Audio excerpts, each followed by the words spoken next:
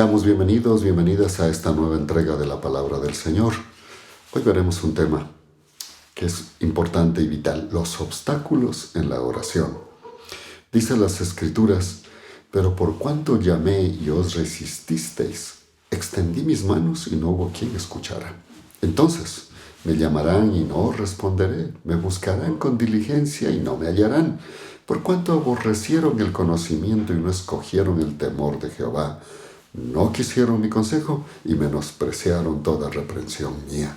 Proverbios 1, 24 y verso 28 al 30. Ahora oremos. Padre, gracias por su palabra. Ahora permítanos entrar en ella y de alguna manera entender todo este proceso que necesita nuestra vida de oración. Se lo rogamos en Jesús. Amén y amén. Hemos dicho que la oración es el camino de diálogo que Dios ha provisto a los seres humanos para comunicarse con Él, y Él oye toda oración. Sin embargo, el hecho de que oiga no implica que va a tener toda oración una respuesta, pues las respuestas pueden tener obstáculos para llegar a nuestra vida, ya sea favorable o un no, que también es una respuesta. Debemos tener presente que toda oración puede enfrentar en ocasiones grandes obstáculos en su respuesta, algunas naturales como el pecado, nuestra propia desidia, o no pedir bien ignorando lo que conviene. Otras veces nuestras oraciones enfrentan obstáculos sobrenaturales, pues la oración para llegar a Dios, o su respuesta a nosotros, tiene que enfrentarse muchas veces a fuerzas espirituales de maldad. Por ello, hoy nos detendremos a analizar brevemente los obstáculos en la oración.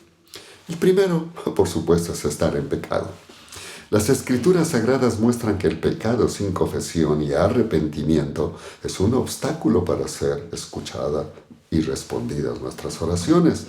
A través de Isaías, Dios dice: vuestro pecado se ha interpuesto entre vosotros y yo, y debido a vuestro pecado, yo no os escucharé. Isaías 59:2. Quizá el ejemplo más conmovedor sea el del rey David, tirado en el suelo 7 días ayunando, llorando por la vida de su hijo recién nacido, fruto de su pecado con Betsabé, donde no recibió contestación positiva a su pedido, porque provenía de un pecado. Puede leer esta historia en 2 de Samuel, capítulo 12. Si no recibe una respuesta favorable a sus oraciones, debería preguntarse: ¿acaso me habré negado a romper incondicionalmente con el pecado como lo pide Dios? ¿No será esta la explicación que por tanto tiempo he buscado en mis oraciones y no he obtenido respuesta favorable? David entendió esta verdad y escribió: si en mi corazón yo hubiese consentido la iniquidad, el Señor no me habría escuchado. Salmo 66:18. La segunda de las formas de obstáculos es orar fuera de la voluntad de Dios. Dice la Escritura: y esta es la confianza que tenemos en Él, que si pedimos alguna cosa conforme a su voluntad, Él nos oye. Y si sabemos que Él nos oye en cualquier cosa que pidamos, sabemos que tenemos las peticiones que le hayamos hecho. Primera de Juan, capítulo 5, verso 14. Muchas veces nuestra necesidad, dolor, crisis nos hacen venir a Dios en oración, solicitando lo que va fuera de su voluntad. Por ejemplo, podemos pedir venganza disfrazada de justicia, cosas materiales que nos hacen daño, solicitar que otras personas cambien solo para nuestra vanagloria y vanidad, etc. Debemos seguir el ejemplo de Jesús, quien, a pesar de sentirse abrumado hasta la muerte, oró a su Padre buscando otra solución para salvar al ser humano, pero aceptó la voluntad de su Padre. Dijo en oración la noche de su arresto para llevarlo a la muerte: Padre, si quieres, pasa de mí esta copa, pero no se haga mi voluntad, sino la tuya. Lucas capítulo 22, verso 42. Pedir de acuerdo a la voluntad de Dios es lo que debemos hacer. Esto es aceptar sus planes, que siempre serán mejor que los nuestros, aunque no los entendamos.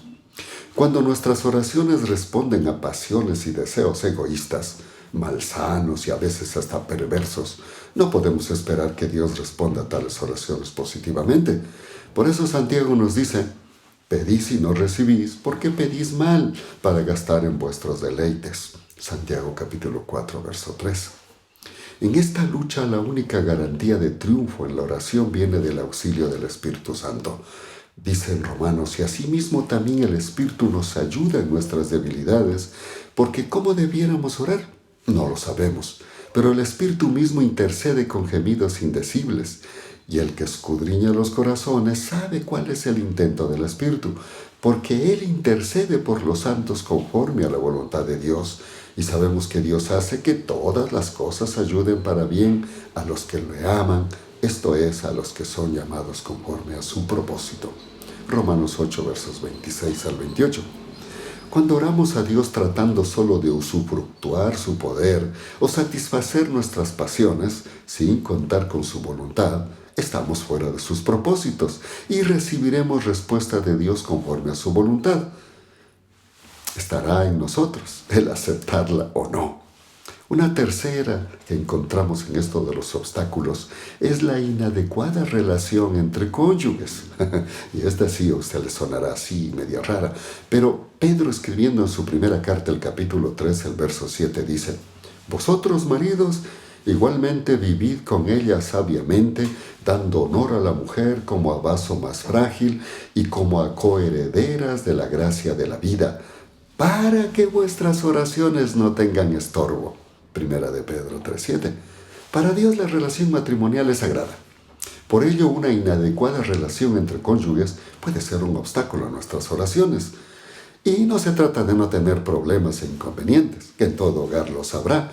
Se trata del trato, esto es la forma como resolvemos los problemas y los inconvenientes propios de una relación de hogar.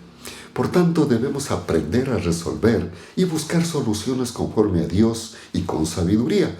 Esto es con amor, comprensión, perdón y búsqueda de soluciones en Dios a través del diálogo y la oración.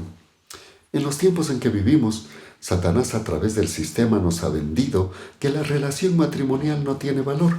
Solo debemos unirnos y tener una relación, y nos insta solo al goce personal, egoísta, tanto esposos como hijos. En esta búsqueda egoísta caemos en deseos de satisfacción pecaminosa, lo que trae conflictos, divisiones y tratos que rompen la relación. Y en vez de luchar conforme al propósito de Dios, pues estamos dando al traste con todo esto. Y esto es mantener la unidad familiar. Por supuesto, hay que hacerlo en amor y disfrute de lo que Dios nos da. Esto implica hacer el esfuerzo mutuo. Cuando uno de los cónyuges no asume este mandato y se resiste a este trato, el otro debe actuar conforme a Dios y Dios mismo sabrá resolver y compensar, pues Él es galardonador de los que le buscan, dice Hebreos. A lo mejor este sea el obstáculo a sus oraciones. Recuerde, si su relación conyugal no se la está llevando de la mejor manera, sus oraciones pueden estar siendo estorbadas. Vamos con una cuarta: falta de fe. Dice, pero pida con fe, no dudando nada, porque el que duda es semejante a una ola del mar movida por el viento y echada de un lado a otro. No piense tal hombre que recibirá cosa alguna del Señor. El hombre de doble ánimo es inestable en todos sus caminos. Santiago capítulo 1, versos 6 al 8.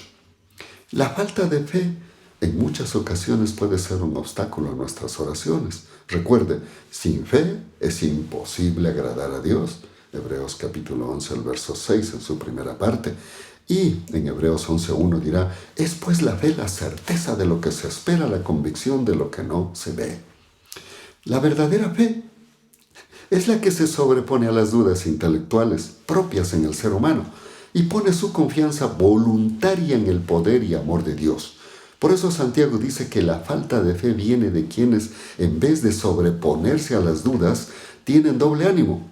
Usted debe sobreponerse a las dudas y por encima de lo que diga su razón, su lógica o sus conocimientos, creerle al Señor. Esta es la fe que agrada a Dios. Abraham es el padre de la fe, porque se sobrepuso a las dudas y creyó en la palabra de Dios. Romanos, en referencia a la fe de Abraham, dice, tampoco dudó por incredulidad de la promesa de Dios, sino que se fortaleció en fe, dando gloria a Dios, plenamente convencido de que era también poderoso para hacer todo lo que había prometido.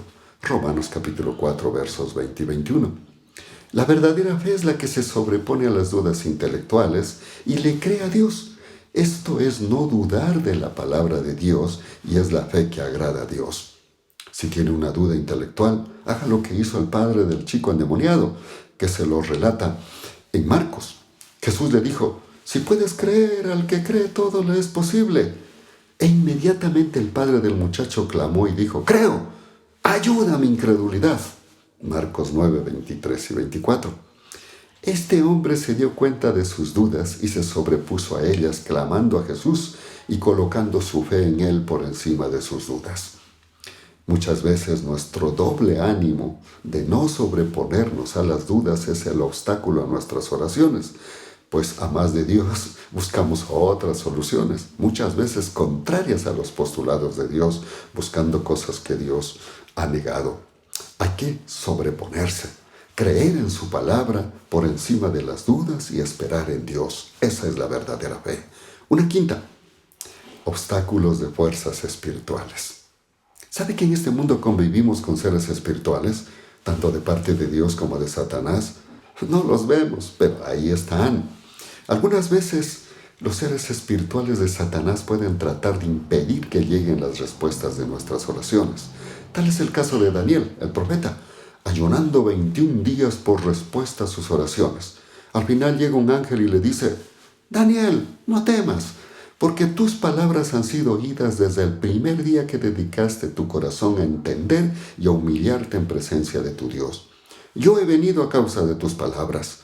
El príncipe del reino de Persia se me opuso durante 21 días, pero aquí que Miguel, uno de los principales príncipes, vino para ayudarme y quedé allí con los reyes de Persia.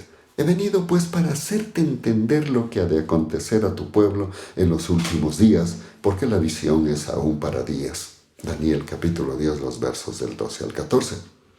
Por supuesto, el príncipe de Persia era un príncipe angelical caído que se opuso al ángel y lo detuvo 21 días, pues un príncipe humano no podía hacer esto con un ángel. Algunas veces nuestras oraciones tienen este obstáculo y Satanás tratará de ponernos la duda y que reneguemos de Dios. Por eso debemos ser pacientes y con fe esperar la respuesta a nuestras oraciones, pues Dios siempre será victorioso. Pablo al respecto nos dice, por lo demás, fortaleceos en el Señor y en el poder de su fuerza, vestíos de toda la armadura de Dios, para que podáis hacer frente a las intrigas del diablo, porque nuestra lucha no es contra sangre ni carne, sino contra principados, contra autoridades, contra los gobernantes de estas tinieblas, contra espíritus de maldad en los lugares celestiales. Efesios capítulo 6, los versos del 10 al 12. Concluyamos. Ahora sabemos que puede haber algunos obstáculos a sus oraciones. Afortunadamente, todos estos obstáculos en la oración pueden ser solucionados si nos ponemos a cuentas con Dios. Esto es, primero, confesar nuestros pecados con arrepentimiento, confiando en la gracia y el amor de Jesucristo. Pues si confesamos nuestros pecados, Él es fiel y justo para perdonar nuestros pecados y limpiarnos de toda maldad. Primera de Juan capítulo 1, verso 9. En segundo lugar, aprender a perdonar bajo el amparo de Jesucristo, sobre todo en las relaciones de hogar. Recuerde, Jesús dijo al término del Padre Nuestro, pero si no perdonáis a los hombres, tampoco vuestro Padre os perdonará vuestras ofensas. Mateo 6:15. Una tercera es venciendo las dudas, creyendo con fe en su palabra y esperando en su voluntad, pues la fe viene con el oír y creer en su palabra, dice Romanos, así que la fe es por el oír y el oír por la palabra de Dios, Romanos 10:17. Finalmente, a quienes se lamentan porque creen que Dios los ha abandonado, porque sus ruegos han sido diferidos por mucho tiempo, porque les parece que Dios se hace el sordo, no pueden entender por qué otras personas parecen recibir todo lo que piden, mientras que ellos no consiguen, al parecer, nada.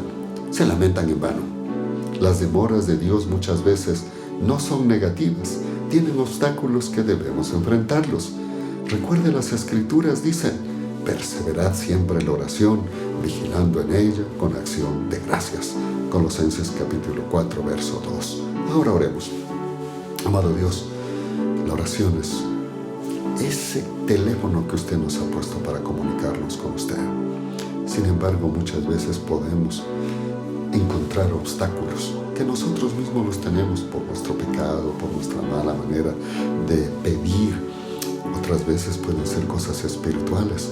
Usted nos ha pedido que tengamos paciencia, tengamos fe y nunca dudemos, sino que sigamos adelante. Esto de nunca dudar es nunca dudar en su palabra.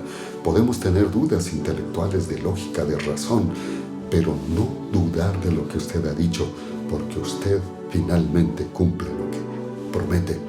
Y en su nombre y en su autoridad sabemos que eso será así. Gracias, Padre. Lo creemos por Jesús. Amén y amén. Gracias por estar con nosotros. Pronto estaremos con otro mensaje. Hasta entonces, Dios les bendiga.